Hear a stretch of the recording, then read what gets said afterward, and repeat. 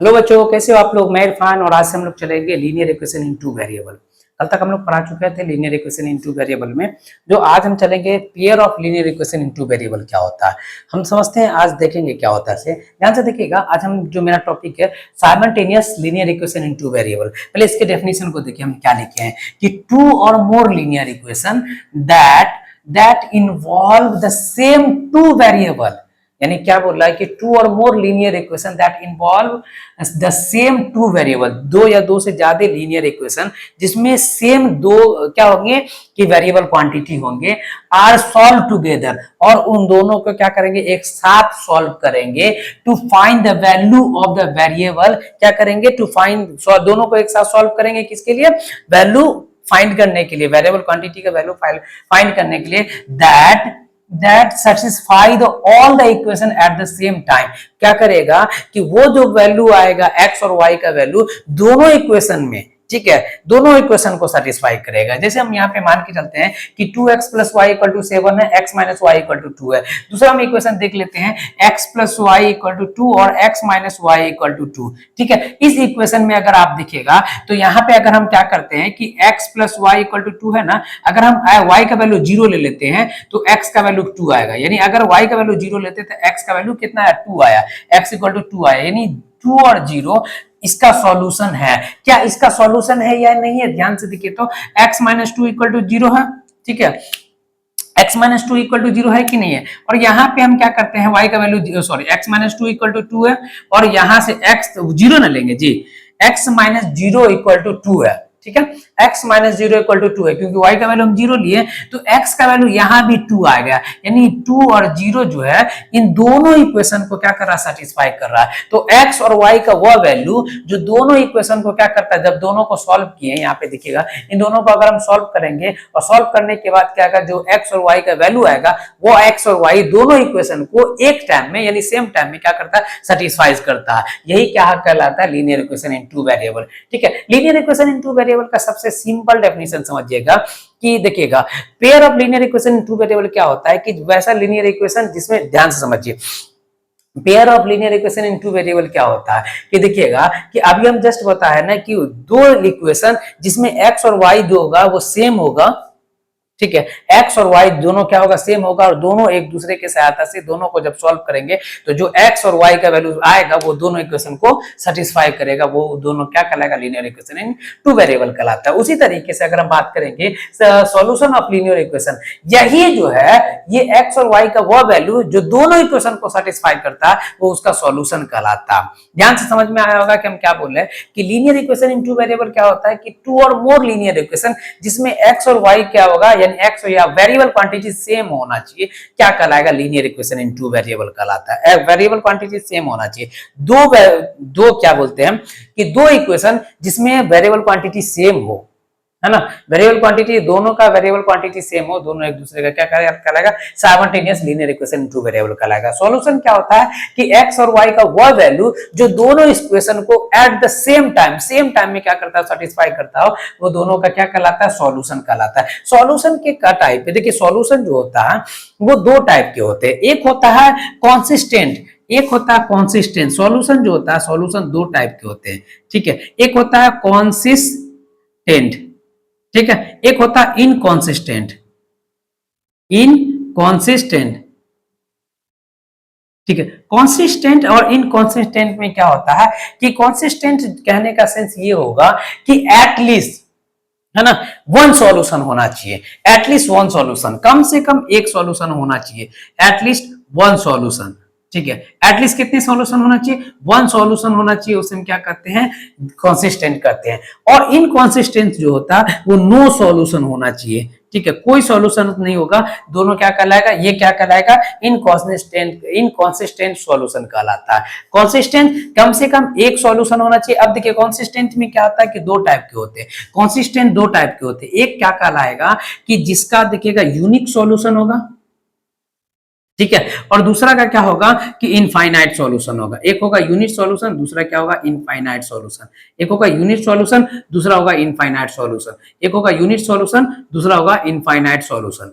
अब बड़े ध्यान से समझते हैं कि पेयर ऑफ लीनियर इक्वेशन में तो हम ये समझ गए कि कॉन्सिस्टेंट इनकॉन्सिस्टेंट। उससे पहले अगर हम देखेंगे तो लीनियर इक्वेशन को हम किससे डिनोटेड कर रहे थे, ax plus b y plus c equal to 0। ये था linear equation in two variable. लेकिन अगर हम बात करेंगे पेयर ऑफ लीनियर इक्वेशन को, तो इसी को थोड़ा सा ऐड कर देंगे, a1x plus b1y plus c1 equal to 0 और a2x plus b2y plus c2 equal to 0। ये पेयर ऑफ लीनियर इक्वेशन का स्टैंडर्ड फॉर्म है। ये पेयर ऑफ लीनियर इक्वेशन का स्टैंडर्ड फॉर्म है, जहां पे आपको लिखना होगा कि a b and c are real number. ठीक है, a and b not equal to 0। ठीक है, a b and c are real number and a b not equal to 0। ठीक है, ये दोनों 0 के इक्वल नहीं होना चाहिए। ठीक है, ये इसका स्टैंडर्ड फॉर्म है। अब हम समझेंगे कि कॉन्सिस्टेंट कैसे पहचानेंगे कि कौन कॉन्सिस्टेंट है कौन इनकॉन्सिस्टेंट है। देखिए, पहचानने का तरीका, हाउ टू फाइंड। ठीक है, हम कैसे जानेंगे कि कोई सॉल्यूशन कॉन्सिस्टेंट है या इनकॉन्सिस्टेंट है। ठीक है, ये अब देखिए क्या होता है कि हाँ, देखिए जैसे एक सॉल्यूशन है कि a1x plus b1y plus c1 equal to 0, दूसरा है a2x plus b2y plus c2 equal to 0। ये दो इक्वेशन दिया हुआ रहेगा, ये पेयर ऑफ लीनियर इक्वेशन का ये दो इक्वेशन दिया हुआ रहेगा, ऐसा दिया हुआ रहेगा जैसे मान के चलते, और हम वो बोलेंगे ये तो स्टैंडर्ड फॉर्म में, और हम देखेंगे कि क्या इसके सॉल्यूशन यूनिक है, इनफाइनाइट सॉल्यूशन है या नो सॉल्यूशन है, उसके लिए क्या होना चाहिए। तो सबसे पहले हम देखेंगे कि जो a1 a2 है, a1 by a2 not equal to b1 by b2 होगा तो यूनिक सॉल्यूशन होगा। ठीक है, यूनिक सॉल्यूशन। ठीक है, यूनिक सॉल्यूशन होगा। ठीक है, जब a1 by a2 not equal to b1 by b2 होगा तो यूनिक सॉल्यूशन होगा। उसी में अगर आप देख लीजिएगा a1 by a2 equal to b1 by b2 equal to c1 by c2 हो तो इनफाइनाइट सॉल्यूशन होगा। ठीक है, ये इनफाइनाइट सॉल्यूशन होगा। तीसरा आ जाता है a1 by a2 equal to b1 by b2 not equal to c1 by c2 होगा तो कोई सॉल्यूशन नहीं होगा, नो सॉल्यूशन।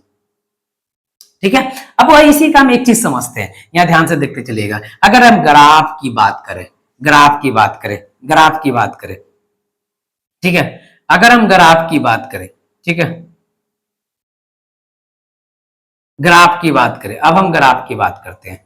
देखिएगा, ये तो सॉल्यूशन देख लिया, कॉन्सिस्टेंट इनकॉन्सिस्टेंट देखे, ये भी कॉन्सिस्टेंट में आता है, ये भी कॉन्सिस्टेंट में आता है, ये इनकॉन्सिस्टेंट में आता है। ग्राफ की अगर हम बात करेंगे तो ग्राफ जो होगा, यूनिक सॉल्यूशन का जो ग्राफ होता है वो किसी एक पॉइंट पे इंटरसेक्ट करता है ना, इंटरसेक्ट करेगा, इंटरसेक्ट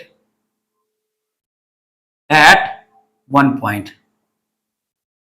ठीक है, एट एनी वन पॉइंट, किसी एक पॉइंट पे क्या करेगा, इंटरसेक्ट करेगा। ठीक है, intersect at any one point. ठीक है, इसमें क्या होगा, ओवरलैप। ठीक है, ये क्या करता है, ओवरलैप करता है। यहां पे क्या रहेगा, पैरेलल रहेगा। ठीक है, ग्राफ देखिएगा, इसका ग्राफ ऐसा रहेगा, ऐसे गया, ऐसे किसी एक पॉइंट पे इंटरसेक्ट करेगा। ठीक है, यहाँ पे देखिएगा ये ग्राफ जो रहेगा इसी के ऊपर ओवरलैप रहेगा, इसका ग्राफ जो रहेगा पैरेलल रहेगा, ऐसे रहेगा पैरेलल। समझ में आ गया। अब हम समझते हैं, यहाँ पे ध्यान से समझिएगा कि हम क्या देखे। अभी तक हमने देखा कि जैसे हम मान के चलते हैं कि ठीक है कि यहाँ पे अभी हम क्वेश्चन देते हैं, एक क्वेश्चन ध्यान से देखिएगा। एक क्वेश्चन LIG होता है कि देखिए तो 3x plus 4y plus 7 equal to 0 है, 2x plus 5y plus 8 equal to 0 है। तो आपको बताना है कि इसका जो होगा ग्राफ कैसा होगा। ठीक है, या इससे पूछेगा कि आपका इसमें बताइए कि सॉल्यूशन क्या होगा, कॉन्सिस्टेंट होगा या इनकॉन्सिस्टेंट होगा। सॉल्यूशन बताना है कि इसका सॉल्यूशन कैसा होगा। तो सॉल्यूशन बताने के लिए हम क्या करेंगे, यहां से देखिएगा तो बोले सॉल्यूशन बताना है ना, तो यहाँ पे हम देखते हैं कि a1 का वैल्यू 3 है, b1 का वैल्यू कितना है, b1 का वैल्यू 4 है, c1 का वैल्यू 7 है, a2 का वैल्यू आपको 2 है, b2 का वैल्यू 5 है, c2 का वैल्यू 8 है। तो a1 बाय a2 करके देखिए तो क्या है 3/2, b1 बाय b2 करके देखिए तो आपको हो जाएगा 4/5। Here A1 by A2 not equal to B1 by B2 के, ठीक है, A1 by A2 not equal to है B1 by B2 के। जैसे हम देख लिए A1 by A2 not equal to है B1 by B2 के, तो सॉल्यूशन जो होगा क्या होगा, सॉल्यूशन कॉन्सिस्टेंट होगा, कॉन्सिस्टेंट होगा, ठीक है। अगर कॉन्सिस्टेंट में भी पूछेगा कैसा होगा तो यूनिक होगा, ठीक है। कॉन्सिस्टेंट में भी पूछेगा कैसा होगा तो यूनिक होगा, कॉन्सिस्टेंट में भी पूछेगा कैसा होगा तो यूनिक होगा। सॉल्यूशन कैसा होगा, कॉन्सिस्टेंट होगा, कॉन्सिस्टेंट में भी कैसा होगा, यूनिक होगा। उसी तरीके से एक और क्वेश्चन देखते हैं, एक और क्वेश्चन देखते हैं, ध्यान से देखते चलिए, ठीक है। एक और क्वेश्चन अगर आप देख रहे हो, मान के चलते हैं x plus y plus 7 equal to 0, x minus, ठीक है, ठीक है, 2x plus 2y plus 14 equal to 0, ठीक है, 2x plus 2y equal to 0, ठीक है। अब यहाँ पे देख लीजिए कि a1 का वैल्यू 1 है, b1 का वैल्यू 1 है, c1 का वैल्यू 7 है, a2 का वैल्यू 2 है, b2 का वैल्यू कितना है 2 है, c2 का वैल्यू कितना 14 है। तो यहाँ पे देखिए तो a1 बाय a2 क्या निकलेगा आपको 1/2, b1 बाय b2 आपको क्या निकलेगा, ये भी निकलेगा 1/2, c1 बाय c2 आपको क्या निकलेगा, आपको 7/14, यानी ये भी कट के आ जाएगा 1/2। यानी हेयर अगर आप देख रहे हो, हेयर वी सी दैट, यहां पे आप क्या देख रहे हो, we see that a1 by a2 equal to b1 by b2 equal to c1 by c2 है, ये दिख रहा है। तो जैसे ये दिखेगा, ये दिखा, इसका मतलब क्या हुआ कि एक तो हो जाएगा कॉन्सिस्टेंट, ठीक है, कॉन्सिस्टेंट सॉल्यूशन होगा। आपसे सॉल्यूशन पूछा है कि सॉल्यूशन कैसा होगा, तो सॉल्यूशन हो जाएगा कॉन्सिस्टेंट, और कॉन्सिस्टेंट में भी क्या होगा, यूनिक होगा कि इनफाइनाइट सॉल्यूशन होगा, तो ये हो जाएगा इनफाइनाइट सॉल्यूशन। सॉल्यूशन ग्राफ कैसा होगा बोले, ग्राफ इसका हो जाएगा ओवरलैप, ओवरलैप करेगा। ग्राफ कैसा होगा, ओवरलैप करेगा। ग्राफ कैसा होगा, ओवरलैप करेगा, ऐसे हो जाएगा। तो यहाँ पे देख रहा है ना कि कैसे निकालना है, क्या करना है, क्या, ठीक है। उसी तरीके से एक और क्वेश्चन देते हैं, एक और क्वेश्चन ध्यान से देखिएगा, ठीक है। ये हो जाएगा x plus y equal to 8, ठीक है, 2x प्लस